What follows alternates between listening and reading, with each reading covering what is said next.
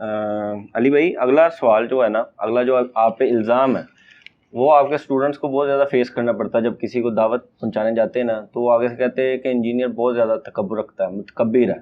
جیسے کہ ابھی حال ہی میں آپ نے ایک جملہ بول دیا تھا کہ ہم پہ تو صحابہ سے زیادہ تکلیفیں آئی ہیں، اور یہاں آپ کے اسٹوڈنٹ کو استغفر اللہ، اس طرح بات ہی نہیں ہوئی ہے. یہ کانٹیکسٹ ہی بالکل ڈیفرنٹ ہے. یہ تو بات میں نے یہ کی تھی کہ بعض اعتبار سے آج ہمیں ان تکلیفوں سے گزرنا پڑ رہا ہے کہ جن سے صحابہ کرام کو بھی نہیں گزرنا پڑا. یہ میں نے کب کہا کہ ہماری تکلیفیں ان سے زیادہ ہیں؟ یار جو شخص رٹ لگائے بیٹھا ہوا ہے عمار ابن یاسر کی، اس کے بارے میں یہ کہنا کہ وہ یہ کہتا ہے کہ میں عمار ابن یاسر سے زیادہ مظلوم ہوں اور میرے اسٹوڈنٹ ان سے زیادہ مظلوم ہیں، یا میں مولا علی سے زیادہ مظلوم ہوں، یا میں امام حسین سے زیادہ مظلوم ہوں. مجھے بتائیں ہمارا کون سا اسٹوڈنٹ ہے جو میرے بارے میں یہ گمان کرے کہ جن ہستیوں کے دفاع میں کھڑا ہوں میں اپنے آپ کو ان سے زیادہ دین کے حوالے سے سمجھتا ہوں کہ میری قربانی ہے؟ یہ تو آؤٹ آف کوسچن ہے. تو میں جب یہ بات کروں کسی کانٹیکسٹ میں نے بات کی تھی، میں نے یہ بات کی تھی اس طرح کئی ایک چیزیں. مثلا میں ابھی بات کرتا ہوں بے حیائی کے معاملے میں. اس وقت جس آزمائش سے ہم گزر رہے ہیں، کیا صحابہ کرام اس آزمائش سے گزرے؟ تو ٹھیک ہے، تسی سارے بھی فتوے چ آ گئے ہو، آ گئے ہو گیڑے چ. کیا صحابہ کرام جب روڈ پہ نکلتے تھے تو ان کو 40 بائی 40 فٹ کا ایک بے پردہ عورت کا بینر نظر آتا تھا؟ ان کے لیے بدنگاہی سے بچنا زیادہ آسان تھا بنسبت ہمارے تو موبائلوں میں آیا ہوا ہے، ہم تو لیپ ٹاپس میں پڑھتے ہیں. تو اگر میں یہ جملہ بولوں کہ بے حیائی کا جو فتنہ ہے جس طریقے سے آج ہمیں آزمایا جا رہا ہے، صحابہ کرام بھی اس آزمائش سے نہیں گزرے. اور وہ بھی کئی اعتبار سے سرکار، صحابہ کرام کی تو 4 تو بیویاں ہوتی تھی، 20 لونڈیاں ہوتی تھیں. تو آڈا ایک ویاہ نہیں ہوتا. 30 سال عمر ہوگی، بچوں کی شادی نہیں ہو رہی. صحابہ کرام کی 15 سال کی عمر میں شادی ہو جاتی تھی. ذرا اس بے حیائی کے فتنے کو اور سیکس کو کنٹرول کرنے کے اعتبار سے دیکھیں تو ہماری جو آزمائش ہے نا، اس کا 100واں حصہ بھی صحابہ کو نہیں گزرنا پڑا، بلکہ ان کے لیے تو بڑی آسانی تھی. لاجیکلی لے جائیں گورے کی عدالت میں، ٹائم قیامت تک جے ثابت کرو. تو اس پہ میں کیا کہوں گا کہ صحابہ کرام سے ہمارا مرتبہ بڑھ گیا. بھائی ایک فیلڈ کی بات کی ہے نا، لیکن اگر آپ قتال کی تکلیفیں دیکھیں تو سرکار میں نے تو صحابہ کرام کی زندگیوں پہ ویڈیوز ریکارڈ کرائی ہیں. ابو ذر غفاری ہے جی، ہم نے ہی بتایا نا کہ کیا تکلیفیں تھی. سعد ابن ابی وقاص کی قادسیہ ہم نے ڈسکس کی ہے نا، خالد ابن ولید کی یرموک ہم نے ڈسکس کی ہے نا. تو ہم ان باتوں میں کہہ رہے تھے کہ جی ہم ان کو پیچھے چھوڑ گئے؟ نہیں، نعوذ باللہ. ہم یہ کہتے ہیں بعض اعتبار سے ہمیں آزمایا گیا ہے. کبھی ایسے ہوا ہے کہ حضرت عمر نے اونچی آمین کی ہی ہو اور حضرت حمزہ نے ان کو کان سے پکڑ کے مسجد سے باہر نکال دیا ہو کہ تو آمین کی اونچی گئی ہے؟ ہوا ہے کدے؟ تو ہمارے ساتھ تو ہو رہا ہے.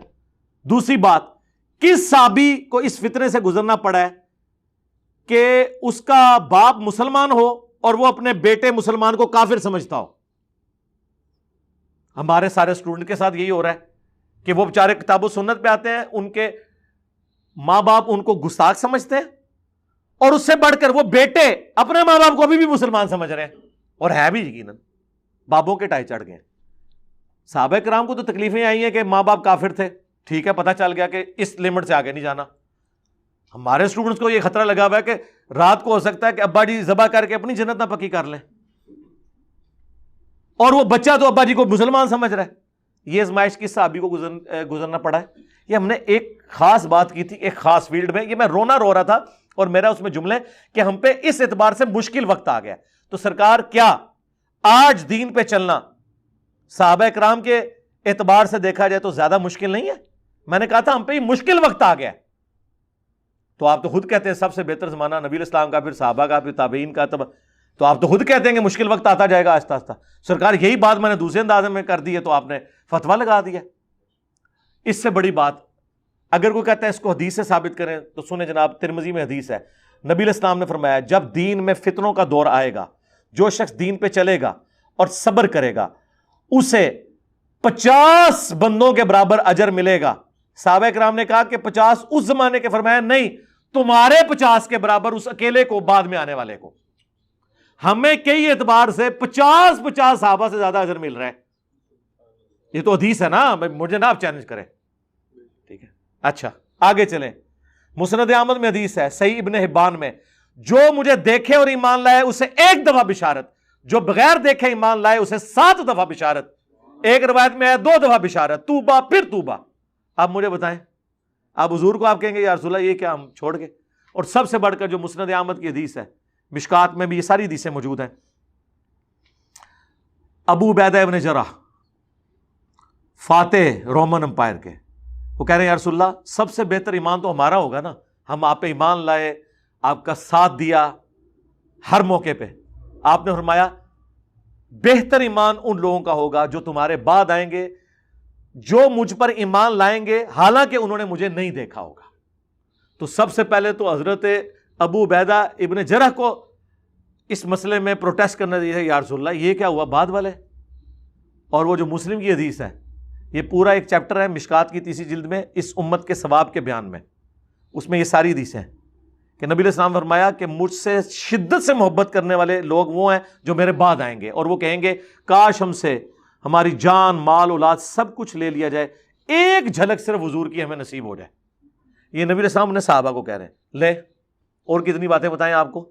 اب یہ ساری کی ساری, اور پھر سب سے بڑی تبلیغی جماعت اس ایک حدیث کے اوپر کھڑی ہوئی ہے, جس کو شیخ البانی تو صحیح کہتے ہیں, ہمارے نزدیک وہ کمزور روایت ہے, چلیں کوئی حرج نہیں, کہ جامعہ ترمذی میں کہ اے میرے صحابہ اگر دین کے 10 حصے ہیں تم 9 پر عمل کرو, 1 کو چھوڑ دو, برباد ہو جاؤ گے.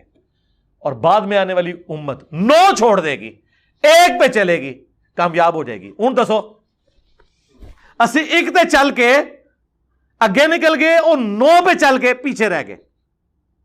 اس پہ تبلیغی جماعت کھڑی ہے نا جی, یہی بیان کرتے ہیں نا وہ, یہ فضائل مال میں بھی لکھی ہوئی ہے, اسی پہ انہوں نے سروزہ نکالا ہوا ہے. یعنی 10 دن میں 1 دن, 20 دن میں دوسرا, اور مہینے میں 1 سہ روزہ کہتے ہیں. وہ کیلکولیشن اس طرح انہوں نے کی ہوئی ہے. وہ کہتے ہیں ہونا تو چاہیے کہ پورا مہینہ ہو, تو صحابہ پورا مہینہ لگاتے ہیں نا, ہم 3 دن لگا لیں. وہ 3-10 کی نسبت انہوں نے یہ سہ روزہ نکلا اس میں سے ہوا ہے, اس حدیث میں سے. تو ماموں پارٹی جدو تواڈے وڈے سب کچھ کٹ رہے سن, ادو تانوں نہیں خیال آیا کہ گستاخی ہو رہی ہے, اس لیے کہ اس سے ان کو کوئی فرق نہیں پڑا تھا. اسی تے جناب چشتی رسول اللہ, اشرف رسول اللہ کہہ کے چولاں لا کے رکھتی ہیں ندیاں. اس زخم سیدھا نہیں ہوتا, میں پھر کھرچ دینا. اتنی دفعہ کھرچیا ہے کہ انہوں نے کھرچنے کی ضرورت نہیں, وہ کینسر بن گیا. انہوں نے کٹے گی انہوں دی لت بھی باں بھی, کیونکہ جب کینسر بن جائے نا پھر آپ کو زخم چھیڑنے کی ضرورت نہیں ہوتی. وہ اتنا خراب کر دی ہے بار بار کہہ کے, کیونکہ جو قرآن حدیث کو نہ مانے پھر ہمیں اس طریقے سے منوانا پڑتا ہے نا. ٹھیک ہے, وہ مولوی کہتے ہیں جناب وہ جی انجینئر صاحب کے اسٹوڈنٹس ہمارے بچوں کو آوازیں کستے ہیں چشتی رسول اللہ. سرکار جب آپ کے بچے دیوبندیوں کو آوازیں کستے تھے اشرف علی رسول اللہ, ہاں ہن پتہ لگا کنی تکلیف ہوندی ہے, آئے نا گیڑے چ. ٹھیک ہے, تو اللہ کا شکر ہے, میں سمجھتا ہوں کہ اس کا ثواب اعلیٰ حضرت کو جاتا ہے. یہ فارمولہ میں نے ان سے سیکھا, انہوں نے ایک پڑیا لکھی اسام الارمین 1905 میں, پوری دیوبندیت الٹ کے رکھ دی, وہ چھوٹی سی کتاب. اے فارمولہ میں اتھو لے آ جائے, پھر ویلیو ایڈیشن اودیش کیتی ہے. ایک بندے نے ہزاروں علماء دیوبند کو فیل کر دیا ایک فارمولے کے تحت کہ ان کو گستاخ ثابت کر دو, کوئی گل ہی نہیں سنے گا. تو اس دنیا میں جب کوئی قرآن و حدیث سننے کے لیے تیار نہ ہو تو میرے پاس تو پھر یہی تھا کہ میں کس طریقے گستاخ ثابت کر دوں, اور جینون. اور فتویٰ کبھی نہیں لگایا, عبارتوں پہ فتویٰ لگایا, قائلین پہ کبھی فتویٰ نہیں لگایا. یہ ذہن میں رکھے گا, کوئی نہیں کہے گا کہ میں نے کبھی کہا ہو کہ نعوذ باللہ داتا صاحب یا معین الدین چشتی صاحب. نہیں, ہمیشہ کا 1 ٹن حسن ظن رکھا, ان کی کتابیں, ان کی عبارات. ہو سکتا ہے وہ مرنے سے پہلے توبہ کر گئے ہوں, ہاں ہمیشہ یہی کہا, کبھی اس طریقے سے فتویٰ نہیں لگایا. اللہ کا شکر ہے. لیکن سرکار یہ ہماری مجبوری تھی, اعلیٰ حضرت سے ہی تو ہم نے سیکھا. کہتے ہیں بزرگوں سے سیکھنا چاہیے, تو بزرگوں سے ہم نے سیکھا کہ آپ نے اگر اپنی بات پہنچانی ہے تو مخالفین کی فاش غلطیاں ہائی لائٹ کر دیں تو لوگ آپ کی بات سن لیں گے. لیکن اعلیٰ حضرت نے اس کے اگینسٹ بابوں کی تعلیمات سکھائیں, میں نے اس کے اگینسٹ بخاری اور مسلم کی تعلیمات, جو ہمارے نبی علیہ السلام کی تعلیمات ہیں, وہ پہنچائیں, قرآن پیش کیا. یعنی انٹینشن میری بڑی اچھی تھی. اور بار دیکھو فارمولہ کام کر گیا جائے. ہاں الحمدللہ. یہ 2012-13 میں جب وہ ویڈیو 71B انڈیا اور پاکستان کے بزرگوں کی 19 گستاخانہ عبارات کا تحقیقی جائزہ ریکارڈ ہوا تھا نا, اس میں نے پیش گوئی کی تھی کہ تسی تکو کہ انشاءاللہ اے فارمولہ, اے دوائی, اے مدنی ویکسین کام کرے گی. اردو تے لوگ کہتے ہیں کیویں کرے گی, دیکھ لو ہن کر لئیے نا. 2022 میں تو آپ دیکھ سکتے ہیں نا. اسی کو میں نے نام دیا انجینئر ڈاکٹرن. ہاں یہ انجینئر ڈاکٹرین ہے کہ انج طریقے نال ٹرنز دا ٹیبل اوور کر دو. ٹھیک ہوگا جی.